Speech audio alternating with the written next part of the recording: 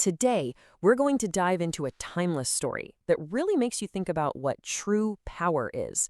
It's got a mighty king, a massive army, and, believe it or not, one of the tiniest creatures you can imagine. So right off the bat, here's the central puzzle.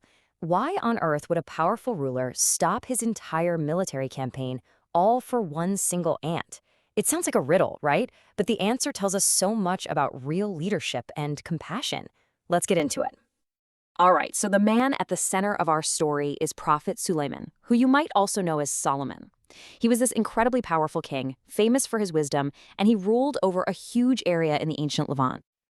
But here's the thing, Suleiman's power was on a whole other level. He was given some truly unique gifts. I mean, he could control the wind, command the jinn, which are these unseen beings, and, the most important part for our story, he could actually speak the language of animals. He understood them all. Okay, so try to picture this. One day, Prophet Suleiman is on the march with his army. And we're not talking about just a few soldiers here. This was a massive force made up of men, jinn, and even birds flying in formation above them to provide shade. An incredible sight. And this really shows you the scale of what we're talking about. On one hand, you have this enormous, powerful army that's literally shaking the ground.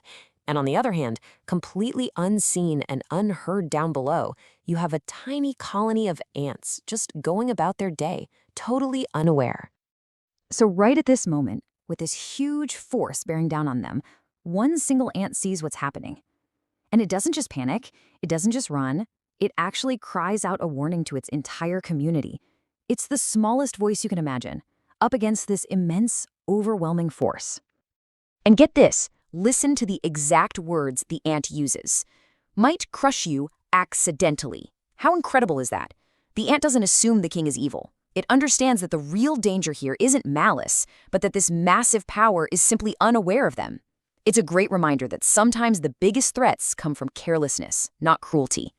Now, because of his special gift, Prophet Suleiman actually hears this tiny voice. He hears the ant's warning. And his reaction? It's not what you'd expect. He doesn't get annoyed. He doesn't ignore it. He just smiles. He's genuinely impressed by this little ant's intelligence and its sense of duty to its people. And then he does something absolutely extraordinary. This king, this commander of wind and armies, brings the whole procession to a dead stop. He pauses his entire grand march just to make sure a colony of ants can get to safety. All that immense power, and he uses it not to conquer, but to protect. It's such a great story, but it's definitely more than just a cool anecdote. It's packed with lessons. So let's break down what we can really learn from this.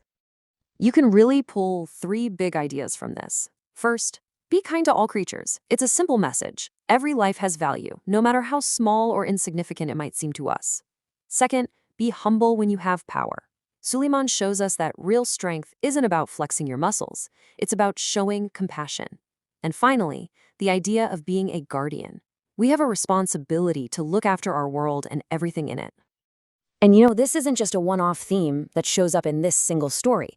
This whole concept of mercy and taking care of the world, it's a really central guiding principle.